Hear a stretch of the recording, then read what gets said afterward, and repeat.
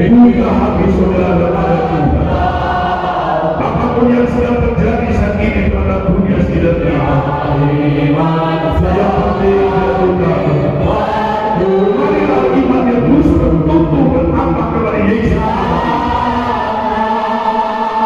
Padahkan kepada dia, jangan saudara khawatir tentang apapun dalam dunia ini.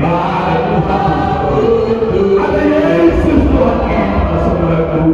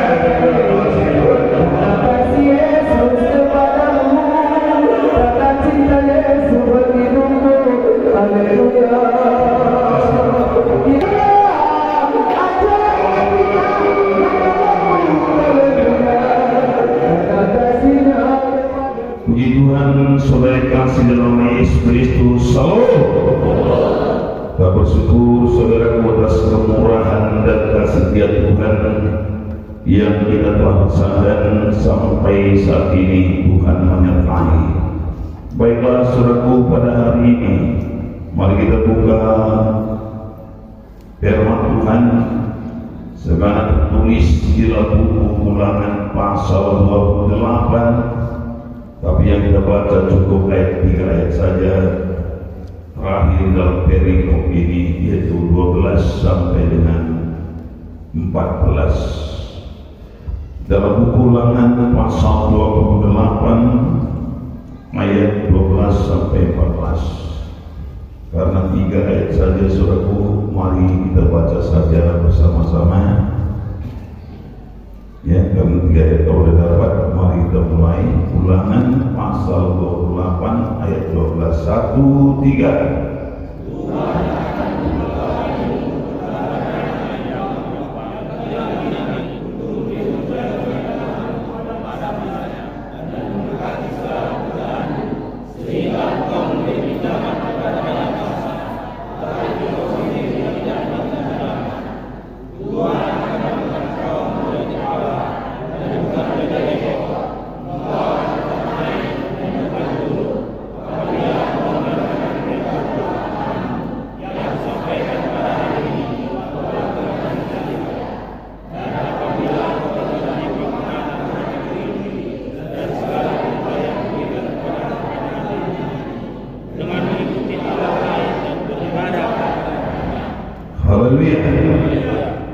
Saudara kekasih dalam nama Yesus, dari pembacaan firman Tuhan yang telah kita baca ini, saya beri judul khotbah kita hari ini, berkat bagi orang yang taat. Karena satu rahasia jalan Tuhan memberkati hidupan kita adalah ketaatan dan kesetiaan kita mengikut dan melakukan kehendak Tuhan. Melalui pembacaan firman Tuhan yang telah kita baca ini tadi, saudaraku, kita melihat Tuhan Allah memberi satu janji kepada umatnya bangsa Israel. Satu janji yang begitu indah. Tentu bagi kita juga kita rindukan berkat yang demikian, saudaraku. Dan kita percaya bahwa Allah mampu melakukan setiap janji yang Dia janjikan. Karena bagi Allah tidak ada satu perkara yang mustahil, dan Tuhan tidak pernah mengikat terhadap apa yang Dia janjikan. Termasuk janji ini Tuhan sekarang berikan kepada kita sebagai umat Tuhan, kita yang telah diselamatkan oleh Tuhan, kita yang telah dijadikan Tuhan sebagai umatnya. Sekarang saudara saya juga berhak menerima janji ini. Kadang-kala saudaraku, di dalam firman Tuhan, apa yang dijanjikan Tuhan kepada kita bertolak belakang dengan keadaan dunia sekarang ini, atau pendapat-pendapat dunia, pendapat orang-orang lain. Kadang-kadang dia bertolak belakang. Di awal tahun ini dulu pun kita khotbahkan bagaimana pandangan dunia terhadap tahun 2023. Tahun ke-8 krisis yang marah. Tetapi saudara, kita tetap berpegang kepada kebenaran firman Tuhan. Seperti apa yang Tuhan katakan, Tuhan akan membuka bagi perbendaharaannya yang melimpah. Perbendaharaan Tuhan itu melimpah. Segala berkat ada di surga. Allah kita itu kaya, Allah saudara saya itu kaya, Dia berkatnya melimpah untuk memberkati kita semua. Ya. Tetapi saudaraku, dikatakan di sini dengan cara bagaimana Tuhan memberkati kita. Pertama, dengan memberkati kita melalui pekerjaan kita, melalui usaha kita, melalui apa yang kita lakukan. Kedua, jalan berkat itu karena Tuhan akan mengungkapkan. Ya. Karena Tuhan meningkatkan berkatnya kepada saudara saya. Ini ada dua perkara membuat saudara kita diberkati oleh Tuhan di sini. Pertama adalah usaha pekerjaan kita, dan kedua karena topangan Tuhan, karena berkat-berkat yang diberikan Tuhan kepada kita sendiri. Itu makanya sebagai anak Tuhan, saudara dan saya yang telah diselamatkan Tuhan, kita harus terlebih tetap bekerja di hadapan Tuhan, seperti yang dikatakan oleh Rasul Paulus dalam buku 2 Tesalonika maksud saya pasal 3 ayat 6. 2 Tesalonika pasal 3 ayat 6. Tetapi kami berpesan kepadamu saudara-saudara dalam nama Tuhan Yesus Kristus, supaya kamu menjauhkan diri dari setiap saudara yang tidak melakukan pekerjaannya dan yang tidak menurut ajaran yang telah kamu terima dari kami. Sebab kamu sendiri tahu bagaimana kamu harus mengikuti teladan kami, karena kami tidak melalai bekerja di antara kami. Jadi sebagai umat Tuhan dulu, saudara saya sebagai anak-anak Tuhan, harus kita berusaha bekerja. Melalui apapun pekerjaan, talenta, karunia, kemampuan yang diberikan Tuhan kepada saudara, itu jalan Tuhan memberkati saudara. Bukan hanya satu jenis pekerjaan yang Tuhan bisa berkati hidup kita, tidak, saudara. Tetapi melalui pekerjaan apapun yang kita mampu diberikan Tuhan kemampuan bagi kita, Tuhan mampu memberkati saudara dan saya. Yang penting saudaraku, kita jangan lagi berdiam diri. Kalau orang yang tidur, berkat apa yang bisa dia terima, saudaraku? Tidak ada satu berkat yang bisa dia terima kalau seorang itu hanya tidur belaka. Tapi saudara, saya bisa memperoleh berkat daripada Tuhan. Dia buka pintu berkat dari saudara saya melalui apa? Melalui aktivitas kita, melalui tanggung jawab kita, melalui apa yang kita lakukan di hadapan Tuhan. Ya, inilah jalan Tuhan melimpahi saudara saya dan berkatnya. Sekali lagi, bukan hanya satu pekerjaan yang Tuhan berkati. Pekerjaan apapun bisa Tuhan berkati kita. Sebagai contoh, sudah kita lihat bagaimana Ishak, ya, kapan dia mengalami satu kelaparan dalam perantauan, dalam apa yang janjikan Tuhan dulu kepada ayahnya sendiri Abraham, dia pun mengalami kelaparan. Dalam buku Kejadian pasal 26 dikatakan, bukan ini kelaparan yang pertama, katanya. Bukan ini kelaparan yang pertama. Ishak mengalami kelaparan, ayahnya juga si Abraham dulu mengalami kelaparan. Tetapi Abraham pada waktu dia mengalami kelaparan, dia pergi ke Mesir. Tetapi pada waktu Ishak mengalami kelaparan, Tuhan berfirman kepada Ishak, jangan pergi ke Mesir. Nah, ini harus kita perhatikan. Sebagai orang percaya, saudara, kita tidak bisa kebiasaan saja. Yang paling penting bagi saudara saya, ketaatan kita, ketundukan kita terhadap suara Tuhan. Perhatikan suara Tuhan itu dalam diri kita. Abraham dulu pada waktu mengalami kelaparan, dia pergi ke Mesir.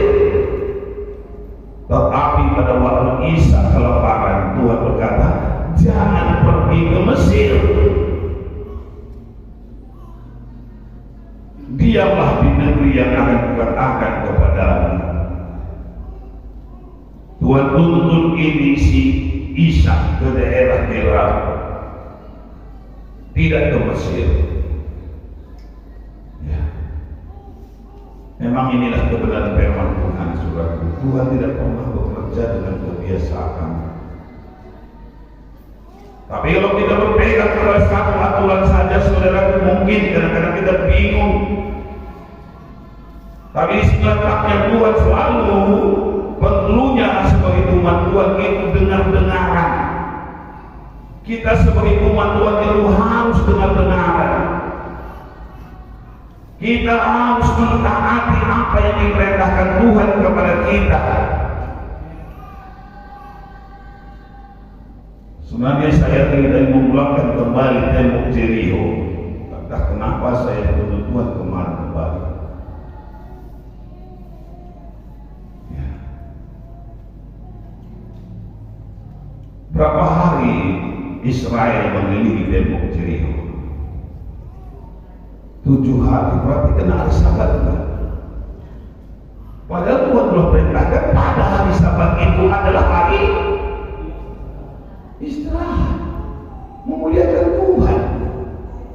Loh, belum berapa lama bangsa Israel menerima titah Tuhan, perintah Tuhan, jangan bekerja, jangan melakukan apa-apapun pada hari ke-7. Kamu harus beristirahat, kamu harus menyembah Aku. Tapi runtuhnya tembok Jericho pada hari ke-7. Justru di sana justru Tuhan bangsa Israel bekerja 7 kali lipat. Tadi pagi minggu dia ke gereja tidak ke Jumat dan 2 kali. Saya tidak merendahkan saudara seperti itu. Saya berkata kita lebih taat tunduk kepada suara Tuhan. Kita tidak bisa berpegang pada aturan yang sama, itu namanya Taurat. Ya, kebiasaan-kebiasaan saja.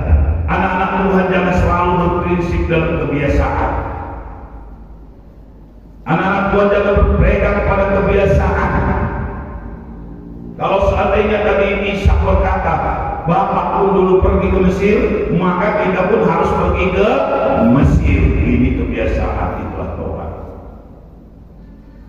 Kita mengikuti dalam Tuhan ini harus benar-benar dengan suara Tuhan. Amin, saudaraku. Jangan pakai akal pikiran kita. Sekalipun kita punya pikiran, tapi seperti yang setelah saya katakan, jangan otak-otak.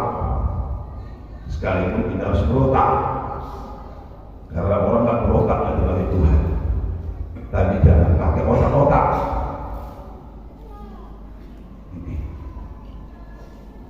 Di dalam Ishak mentaati apa yang diperintahkan Tuhan itu kepada dia, saudara. Kita lihat dalam ayat 12.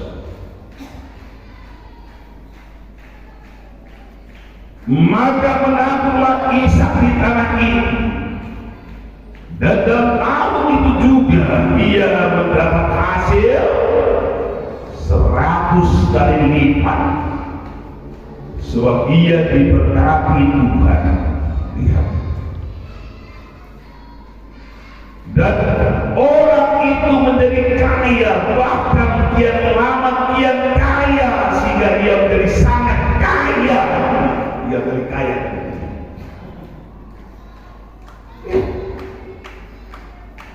Siapa Ishak? Perantau, menabung bukan di ladangnya, bisa dikatakan menabung di ladang orang lain atau menyewa, pun diberkati Tuhan. Jadi jangan saudara kira dibelangi tanah itu makan baik, nyewa pegang macam dengan Tuhan. Amin. Numpang pegang macam dengan Tuhan. Justru numpang diberkati Tuhan, bukan dia saja diberkati. Orang yang ditumpang itu diberkati Tuhan, saudaraku. Ishak menumpang ke daerah lain, di daerah Gerar. Di sana dia menabur, dia menjadi petani. Padahal ayahnya bukan pernah dengar dia menabur, tetapi dia apa? Peternak. Jadi mau saudara bertanam, mau saudara bertani, mau saudara berdagang, mau saudara apapun dia, semua bisa diberkati Tuhan. Mau jualan diberkati Tuhan, mau buka laundry diberkati Tuhan, asal jangan buka perjudian. Jangan lakukan yang dilarang Tuhan. Jangan saudara punya prinsip harus orang ini baru diberkati Tuhan, harus jadi orang ini supaya diberkati Tuhan. Itu salah. Di antara Abraham dan anaknya saja sudah berbeda kita lihat. Abraham peternak, anaknya datang petani, numpang lagi di ladang orang. Yang parah ini apa nggak pernah menabung? Ini parah saudaraku. Maka tadi Rasul Paulus katakan, jangan berteman orang yang tidak mau menabung. Artinya orang malas. Kalau perlu orang malas itu jangan kasih makan. Di anak muda berbagi nasi setelah lo boleh mana? Bikin saya makan yang dulu. Di daerah kus-kus di mana? Gak dosa. Kata di bawah. Nah, karena Tuhan benci kepada orang yang tidak mau menabung. Tuhan benci kepada orang yang tidak mau bekerja. Dari mana Tuhan mau berkati saudara saya kalau tidak mau bekerja saudara? Ayo, ulangan tadi menyatakan Tuhan memberkati saudara, Tuhan memberkati kita melalui usaha kita, melalui pekerjaan kita, melalui apa yang saudara kita lakukan. Contoh tadi kita lihat di sini, Ishak dia bercocok tanam, dia menabung, tapi benar-benar terbukti kepada dia apa yang difirmankan Tuhan diulangkan oleh Tuhan Yesus sendiri, menghasilkan hasil yang maksimum sekali. Berapa ganda? 100 kali ganda. Kalau 30 kali ganda sudah luar biasa, 60 kali ganda sudah luar biasa, apalagi 100 kali ganda. Amin. Mari kita berdoa. Mulai dengan doa dalam Tuhan. Mari kita berdoa.